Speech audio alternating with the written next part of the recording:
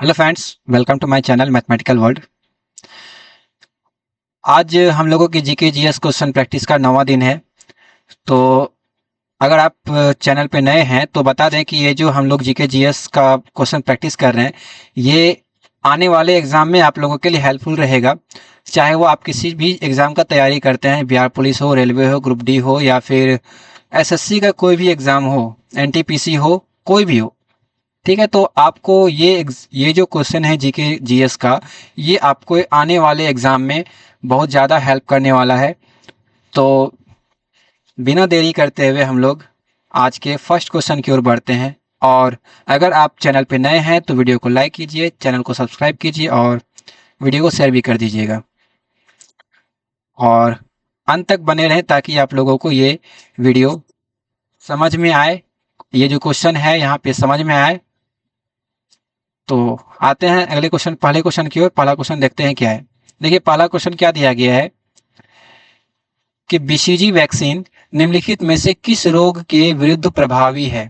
ठीक है, ये जो बीसीजी वैक्सीन जो होता है वो किस रोग के विरुद्ध प्रभावी, यानी कि किस रोग के होने पर या फिर इस वैक्सीन की वजह से कौन सा रोग नहीं होता है।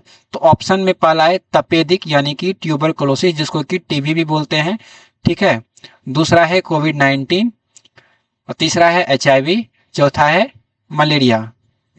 तो देखिए, इसका जो सही आंसर है वो क्या है, टीबी यानी कि ट्यूबरकुलोसिस, जिसको कि हिंदी में क्या बोलते हैं, तपेदिक। ठीक है, तो देखिए जो बीसीजी वैक्सीन है, ठीक है, ये किसे दिया जाता है, ये टीबी से बचने के लिए, टीबी से बचाव के लिए लगाया जाने वाला एक क्या है, टीका है। ठीक है, यह टीका टीबी पैदा करने वाले बैक्टीरिया का कमजोर रूप होता है। इसे खास तौर पर शिशुओं और छोटे बच्चों को दिया जाता है। देखिए, किसे दिया जाता है, शिशुओं और छोटे बच्चों को दिया जाता है ताकि उसे भविष्य में टीबी की बीमारी ना हो सके। ठीक है, ये जो वैक्सीन है, देखिए बीसीजी वैक्सीन का अगर पूरा नाम पूछा जाए तो क्या होता है, बैसिलस कैलमेट गुएरिन। यहाँ पे देख सकते हैं आप लोग, बैसिलस कैमिलेट कैलमेट और गुएरिन।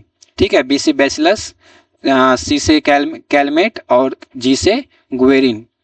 ठीक है, टीबी जिसे कि हम लोग क्या कहते हैं, यक्षमा या फिर ट्यूबरकुलोसिस भी कहते हैं। एक क्या है, संक्रामक रोग है। संक्रामक रोग मतलब क्या होता है कि जो कि फैलता है। अगर आप किसी को जिसे टीबी है, अगर उसके कांटेक्ट में आइएगा तो क्या होता है, ये फैलता है। अलग अलग तरीके से ये फैलता है। जो भी बीमारी संक्रामक रोग होता है वो अलग अलग तरीके से फैलता है, सबका अलग तरीका होता है फैलने का। तो देखिए, इसमें क्या देखते हैं, टीबी होने का कारण क्या है। देखिए, टीबी होने का कारण क्या है कि माइकोबैक्टीरियम, ठीक है, माइकोबैक्टीरियम ट्यूबरकुलोसिस, ये नाम याद रखना है। ठीक है, क्या नाम है, माइकोबैक्टीरियम ट्यूबरकुलोसिस नामक बैक्टीरिया के कारण होता है। किसके कारण होता है, माइकोबैक्टीरियम ट्यूबरकुलोसिस। देखिए, यहाँ पे जो भी हम अंडरलाइन कर रहे हैं वो क्या है, बहुत ही ज़्यादा इंपॉर्टेंट क्वेश्चन एग्जाम में आपके लिए हो सकता है। ये क्वेश्चन आगे आपके आने वाले एग्जाम में कहीं ना कहीं हो सकता है पूछे, या फिर अभी इससे पहले आपके किसी ना किसी एग्जाम में ये चीज क्वेश्चन पूछा गया होगा। ठीक है, और देखिए संक्रामक कैसे ये फैलता है एक व्यक्ति से दूसरे व्यक्ति तक। देखिए, टीबी से संक्रमित व्यक्ति के खांसने से, ठीक है, छींकने या थूकने से हवा में क्या होता है, बैक्टीरिया फैलता है। तो जिससे स्वस्थ व्यक्ति भी संक्रमित हो सकता है। यानी कि अगर जिसे टीबी है तो उसके खांसने से, छींकने से और थूकने से, उसके मुंह से जो भी हवा निकलता है उसमें बैक्टीरिया होता है। और उस बैक्टीरिया के कांटेक्ट में अगर आप आइएगा तो अगर आप स्वस्थ हैं तो आप भी उससे संक्रमित हो सकते हैं। अब देखिए, जो टीबी है, टीबी होता क्या है। देखिए, टीबी क्या होता है, ये जो बैक्टीरिया है ये हमारे लंग्स दो होता है यहाँ पे, ठीक है, तो क्या करता है, लंग्स में जाके इसको लंग्स को ब्लॉक कर देता है, जिसकी वजह से कि हम लोगों को सांस लेने में प्रॉब्लम होता है। तो और ये किस बैक्टीरिया की वजह से होता है, ये माइकोबैक्टीरियम ट्यूबरकुलोसिस बैक्टीरिया से होता है। उम्मीद है आप लोगों को ये जो क्वेश्चन है और उसका एक्सप्लेनेशन है वो समझ में आ रहा होगा। तो बढ़ते हैं अगले क्वेश्चन पे। अगले क्वेश्चन देखते हैं क्या है। देखिए, अगला क्वेश्चन है, 1930 में किसने अपने सबसे प्रसिद्ध भाषण में उत्तर पश्चिमी भारत में एक मुस्लिम राज्य के निर्माण पर बल दिया? ठीक है, यानी कि 1930 ईस्वी में किसी ने अपने प्रसिद्ध भाषण में, यानी कि जो भी व्यक्ति है उनका प्रसिद्ध भाषण जो उन्होंने 1930 में दिया था, उन्होंने उत्तर पश्चिम भारत, ठीक है, जो भारत है इस तरह से, यहाँ पे पता नहीं हमसे तो बनता नहीं है, ठीक है, इस तरह से जो भी हो, यहाँ पे भारत है तो ये उत्तर पश्चिमी भारत, तो ये पूर्व हो गया, ये उत्तर हो गया, ये पश्चिम हो गया, ये दक्षिण हो गया, तो उत्तर पश्चिमी भारत यानी कि ये हो गया, ठीक है, ये वाला पार्ट, इधर वाला पार्ट। तो ये जो उत्तर पश्चिमी भारत में एक मुस्लिम राज्य के निर्माण पर बल दिया था, तो किसने दिया था, किसने इस भाषण में बल दिया था? तो पहला ऑप्शन है खुजैमा कुतुबुद्दीन, दूसरा है अली कुट्टी मुसलियार, तीसरा है सर मोहम्मद इकबाल, चौथा है सैयद अली अख्तर रिजवी। तो देखिए इसका जो सही आंसर है वो क्या है, सर मोहम्मद इकबाल। इनका नाम आप लोग हो सकता है कहीं ना कहीं सुने होंगे, तो इसके बारे में देखिए जान लेते हैं आगे। देखिए 1930 में मोहम्मद इकबाल ने 29 दिसंबर, कब, 29 दिसंबर, कहां पे, इलाहाबाद में,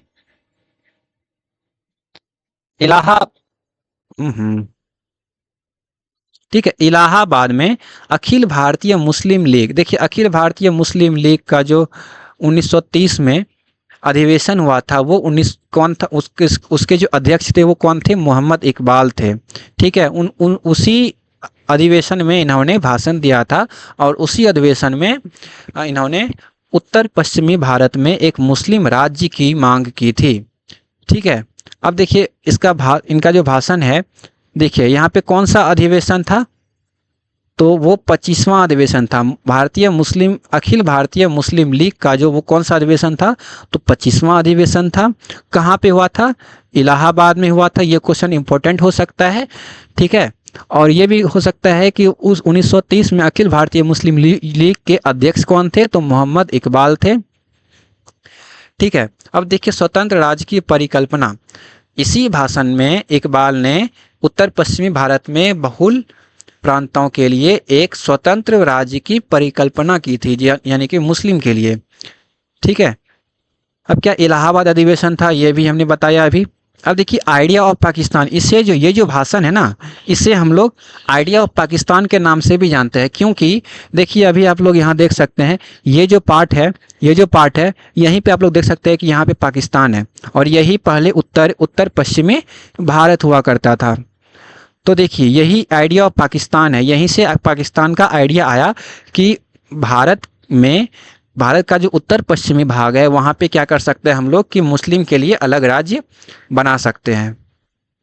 अब देखिए यहाँ पे क्या है, इसी इकबाल के इस भाषण को आइडिया ऑफ पाकिस्तान के नाम से जाना जाता है। देखिए मोहम्मद इकबाल जो हैं वो एक जाने माने शख्स हैं जिनके बारे में बहुत सारे लोग जानते भी हैं। क्या जानते हैं कि उन्होंने सारे जहाँ से अच्छा जो गीत है ये मोहम्मद इकबाल ने ही लिखा है। सारे जहाँ से अच्छा हिंदुस्तान हमारा जो ये गीत है वो मोहम्मद इकबाल के द्वारा ही लिखा गया है। देखिए यहाँ पे इकबाल ने भारत के लिए सारे जहाँ से अच्छा लिखा था, जो एक प्रसिद्ध क्या है, देशभक्ति गीत है। सारे जहाँ से अच्छा जो औपचारिक रूप से उसे क्या कहा जाता है, तराना ए हिंदी के रूप में भी जाना जाता है, ठीक है।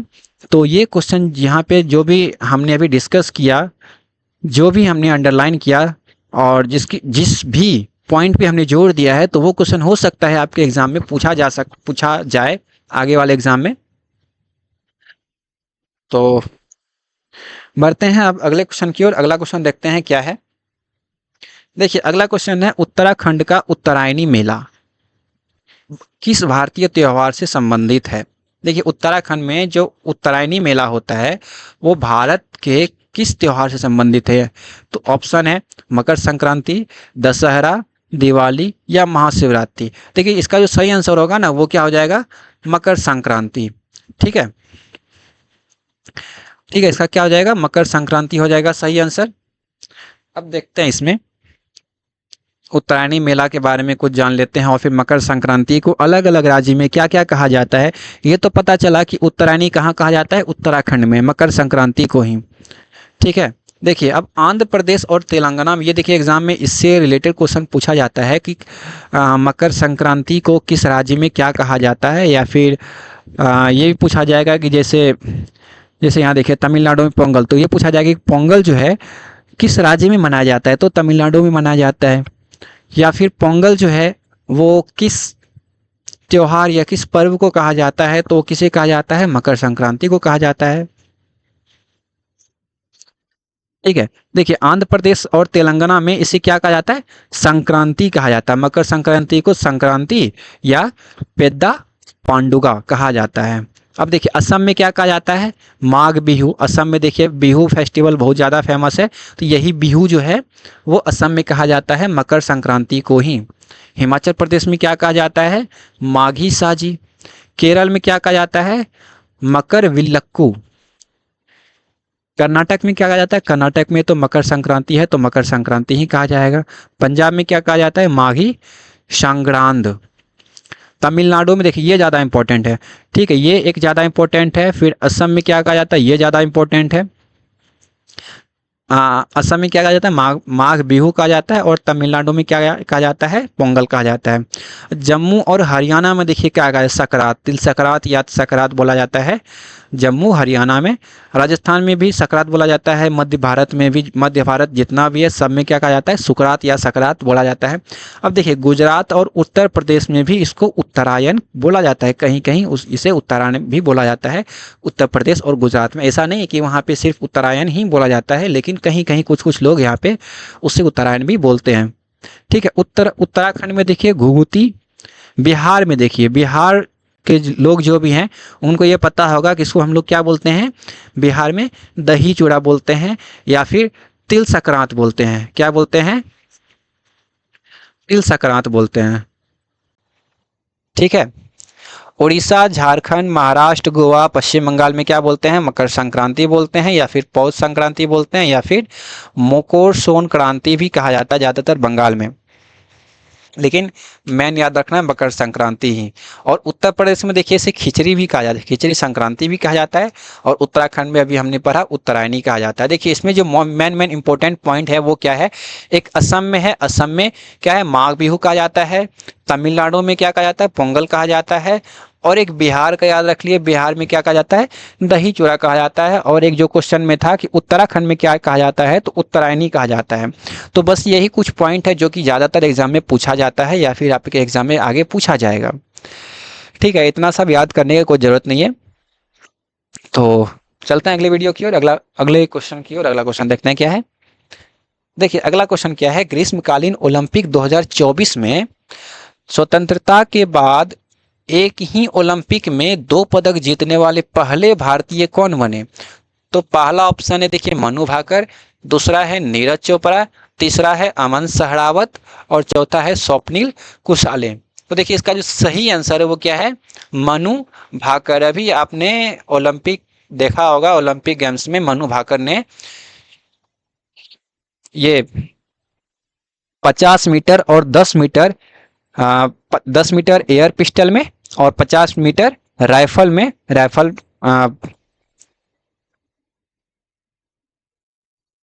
में दोनों में एक, ठीक है 10 मीटर में, अच्छा 50 मीटर नहीं 10 मीटर में उन्होंने 2 पदक जीता था। ठीक है, और दोनों कांस्य पदक ही जीता। देखिए मनु भाकर के बारे में क्या है, मनु भाकर ने पेरिस ओलंपिक, पहली बात तो ये जो ओलंपिक हुआ था 2024 में ग्रीष्मकालीन ओलंपिक, ये कहाँ हुआ था, तो ये भी पूछा जा सकता है एग्जाम में, तो पेरिस में हुआ था। ठीक है। भारत के लिए पहला पदक किसने जीता था, मनु भाकर ने ही जीता था। ये भी एग्जाम में क्वेश्चन पूछा जा सकता है कि भारत के लिए जो पहला पदक 2024 में जीता गया वो किसने जीता, तो मनु भाकर ने, यानी कि पदक जीतने की जो शुरुआत हुई थी मनु भाकर से ही हुई थी। ठीक है, उन्होंने कांस्य पदक जीता और ओलंपिक शूटिंग पदक जीतने वाली पहली भारतीय महिला बनी। ठीक है, देखिए यहाँ पे ओलंपिक में शूटिंग पदक जीतने वाली पहली भारतीय महिला कौन है, वो मनु भाकर है। ठीक है, अब देखिए सरबजोत सिंह के साथ मिश्रित टीम 10 मीटर एयर पिस्टल में भी उन्होंने कांस्य पदक जीतने के बाद ओलंपिक के एक ही संस्करण में 2 पदक जीतने वाली पहली भारतीय बनकर इतिहास रच दिया। ठीक है, ये देखिए तीसरे में भी ये जीत सकती थी, बट वहाँ पे ये तीसरा पदक नहीं ला पाई, तो 2 पदक इन्होंने जीता था, जो कि एयर पिस्टल में था। ठीक है, एक सिंगल में यानी कि अकेले में जीता था, और एक सरबजोत सिंह के साथ मिस्र टीम में जीता था, जो कि 10 मीटर एयर पिस्टल में था, और दोनों में इन्होंने कांस्य पदक जीता, यानी कि ब्रॉन्ज मेडल। ठीक है, अब देखिए नीरज चोपड़ा के बारे में देख लेते हैं। नीरज चोपड़ा जो है 2024 में इनका जो लक था, या फिर बोल सकते हैं कि जो भी है, बोल सकते हैं वहाँ पे इनका किस्मत वहाँ पे साथ नहीं दिया, और यहाँ पे स्वर्ण पदक से चूक गए। यानी कि इसका जो ये प्रतिद्वंदी जो थे, उन्होंने ज़्यादा मेहनत किया था, तो इसकी वजह से यहाँ पे वो स्वर्ण पदक नहीं ला पाए, और इन्हें रजत पदक से ही संतोष करना पड़ा।